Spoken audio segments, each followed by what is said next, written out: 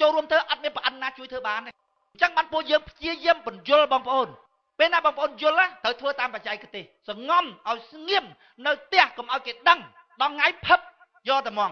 កុំឲ្យមានបញ្ហាអូសទូកុំឲ្យល្អានចាក់ត្រីបានកុំឲ្យល្អទឹកបងប្អូនស្ដាប់ឲ្យយល់រួចឲ្យសងំទៅតាមស្ថានភាពរបស់បងប្អូនមួយដល់ថ្ងៃក្លាប់ផឹបយួនណាវានៅស្រុកខ្មែរបងប្អូនកាតប្រជាពលរដ្ឋអស់ប្រមាណក៏វាធ្វើដែរយើងធ្វើ20រៀលអីចឹងយួនណាមានលុតដល់200ក៏វាធ្វើដែរធ្វើកាតខ្មែរដើម្បីបោះឆ្នោតយួនណាថ្ងៃចោះឈ្មោះវាទៅចោះថ្ងៃទៅមើលឈ្មោះវាទៅមើលថ្ងៃទៅបោះឆ្នោតពិបាកវេទនាប៉ុណ្ណាវាទៅបោះតបបានបើខ្មែរយើងវិញថាម៉េចទេណាអត់អញមកស្លឹកក៏មិនអីដែរយួនវាថាម៉េចទេ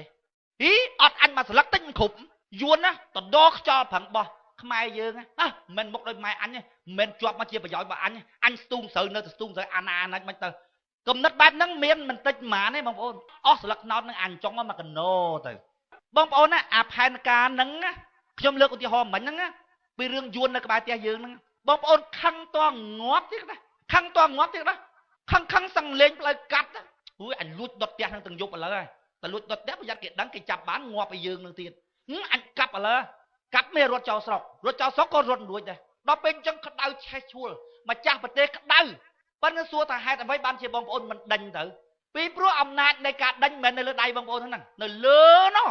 អញ្ចឹងពេលមានបញ្ហាអីគេទៅអោបទៅខាងលើហ្នឹងរៀបចំបណ្ដាញរបស់គេមកដាក់ទៅនេះប្រមាណគ្រួសារដាក់ទៅនោះប្រមាណគ្រួសារចេះតែរីកទៅអាទឹកហ្នឹងឡើងពីកជើងមកដល់ក្បាលជង្គង់ឡើងពីក្បាលជង្គង់ដល់ចង្កេះឡើងដល់ច្បងងាប់បដ ாய் បាត់ដីកម្ពុជាក្រមអញ្ចឹង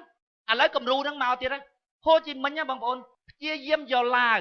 យួនហ្នឹងកម្ពុជាក្រមហ្នឹងហើយនឹងទឹកដីយើងហ្នឹងបង្កើតជាសហព័ន្ធឥណ្ឌូចិនដែលមានស្ដេចសតូចស្ដើងសោយរាជអង្គរ3ហ្នឹងឲ្យបានខ្មែរណាតូចបងប្អូនខ្មែរណាដែលសកាត់ចិនគេលោសមានតែយួនហ្នឹងតូចក៏យួនណាស្ដើងក៏យួនណាហូជីមិញព្យាយាមរៀបចំឲ្យទៅជាសហព័ន្ធឥណ្ឌូចិនដល់ថ្ងៃនោះវាថាហីបងប្អូន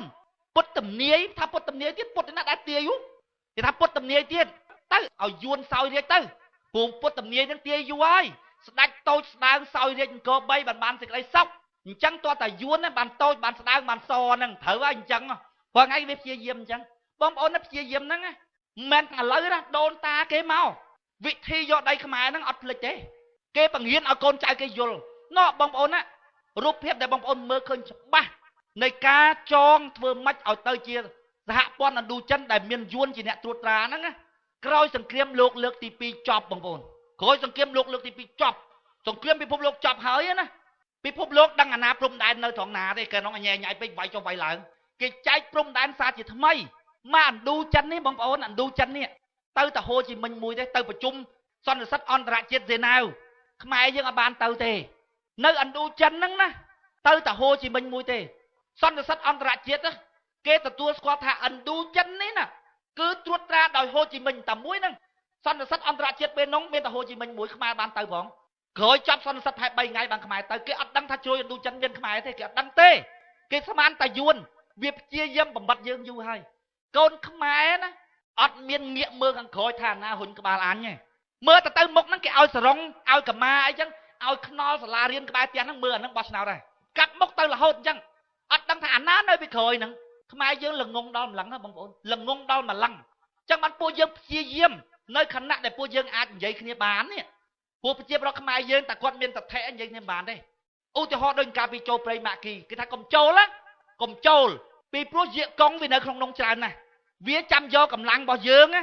ចាំយកលេសថាអូតែហ៊ានខ្មែរវាយចូលពេញណាពួកយាកកងហ្នឹងវានឹងវាយចូលពេញណាវាឆ្លៀតឱកាសដែលខ្មែរចូលព្រៃហ្នឹងណាវាយត្រឡប់មកវិញហ្នឹងវាមកជាមួយទ័ពខ្មែរក្រហមលន់ណុលស្រែកចង់ងាប់ស្ដាប់អត់បានទេលន់ណុលហ្នឹងប្រឆាំងលោកតាធំរបស់អញវាចេះតែស្រែកអញ្ចឹងហើយអត់យកពាក្យគេទៅពិចារណាទេ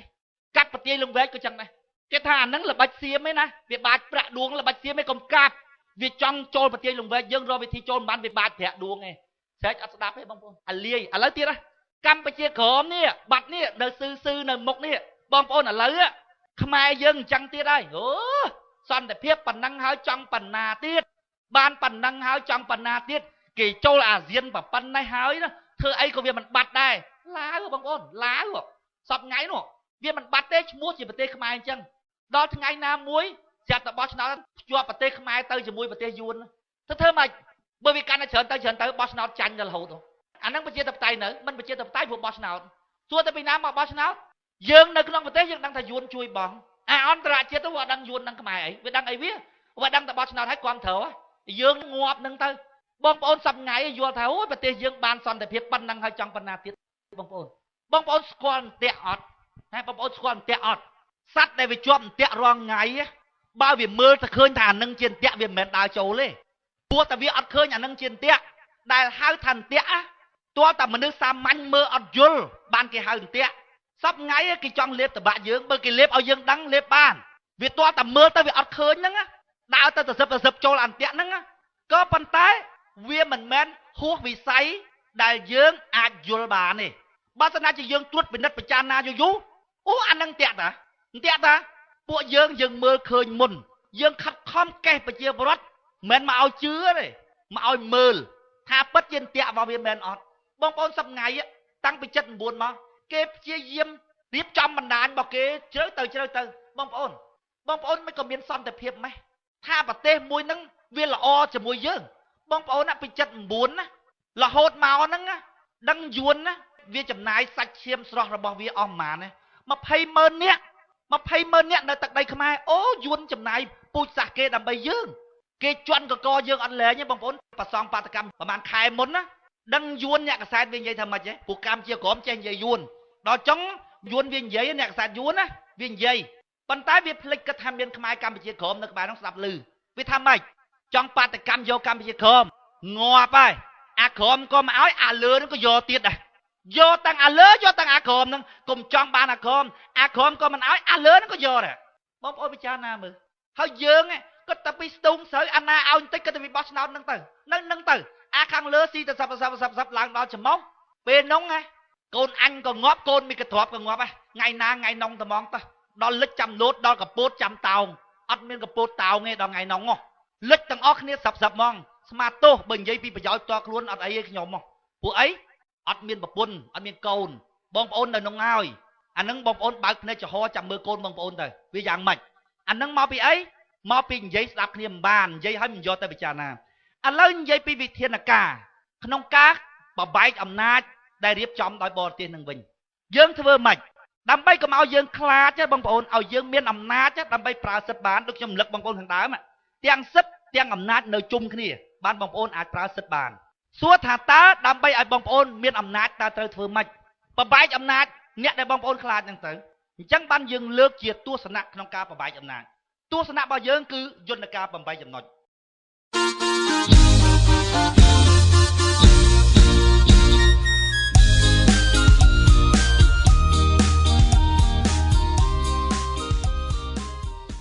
ខ្ញុំចេះតែដាក់សំណួរសួរទៅខ្លួនឯងថាហើយចុះខ្មែររស់មិនខ្មែររស់មិនប្រជាប្រដ្ឋខ្មែរកំពុងតែធ្វើអីគេ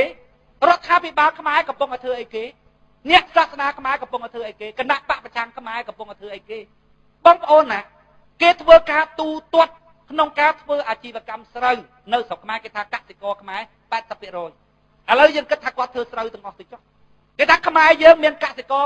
80% រស់នៅនឹងកសិកម្មហ្នឹងបងប្អូនណាគិតពីស្រែណាគិតអាចធ្វើចំណេញហើយនឹងអាចធ្វើខាតអាខាតបងប្អូនសាបពី3ដងទឹកលិចជួនកាលគ្រោះរាំងស្ងួតខាតអញ្ចឹងសរុបទាំងអាខាតទាំងអាចំណេញបូកចែកគ្នាទៅគេថាបាន1ហិកតាសល់មួយឆ្នាំ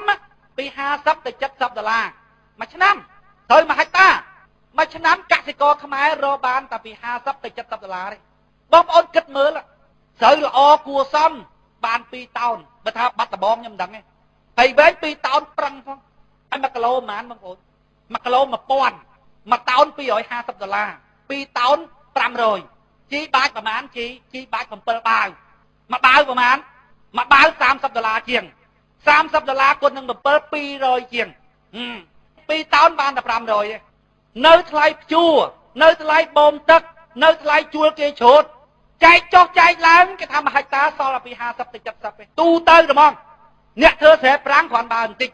វាបាន1ហិកតា6 7តោនប៉ុន្តែអ្នកខ្លះវាធ្វើខូចសរុបទៅកសិករខ្មែរគេគិតទៅតែប្រហែលពី50ទៅ70ដុល្លាររស់មិនកើតបងប្អូនរស់មិនកើតហើយមិនក៏ចេះតែរស់រហូតដល់10ថ្ងៃបងប្អូនណាដីខ្មែរបងប្អូនទឹកដីខ្មែរហ្នឹង đôi cặp bẹt muối bao yuan cặp bẹt yuan đôi miên cặp bẹt pi cặp bẹt muối sủi hùa phần năng ấy đọc về thay cặp bẹt pi mình được tờ muối cặp bẹt pi viêm sủi hùa phần na viêm miên chi chết chởnตีមួយផលិតផលស្រូវយួនទិញវាមិនអាចទិញខាតអញ្ចឹងយួនរកស៊ីលើខ្មែរចំណេញស្រូវទី2លក់ជីឲ្យខ្មែរជីយួនណាប្រហែលជា80ទៅ90%ជីដំណើរការក្នុងដីខ្មែរសិតតែជីយួនទាំងអស់លក់មានតែបដាក់ទៀតប្រជាប្រដ្ឋខ្មែរហៅបដាក់ប៉ុន្តែការពិតមិនមែនបដាក់ទេណាបងប្អូនជី2ទៅ100000ធ្វើស្រែ4ខែគេយក4ទៅ100000អញ្ចឹង20000ខែ4ខែយក20000 2ទៅ100000មួយខែការ5000គិតទៅការផាក់4%លើសធនាគារទៀតឲ្យគាត់ថាគេជពាក់មានជពាក់ស្អីចងការប្រាក់ហ្នឹង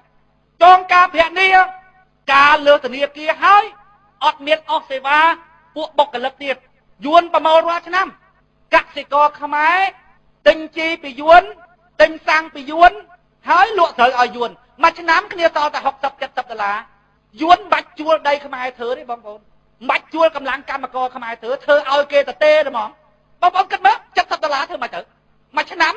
មួយខែបានប្រមាណរៀលបងប្អូនគិតមើលយួនមិនបាច់ជួលដីខ្មែរធ្វើទេមិនបាច់ជួលកម្លាំងកម្មករខ្មែរធ្វើទេមិនបាច់ឲ្យទុនខ្មែរធ្វើទេគឺថាខ្មែរធ្វើរួចហើយយកទៅចិញ្ចឹមយួនតែហ្មងអញ្ចឹងហើយបានគាត់ទ្រាំមិនបាន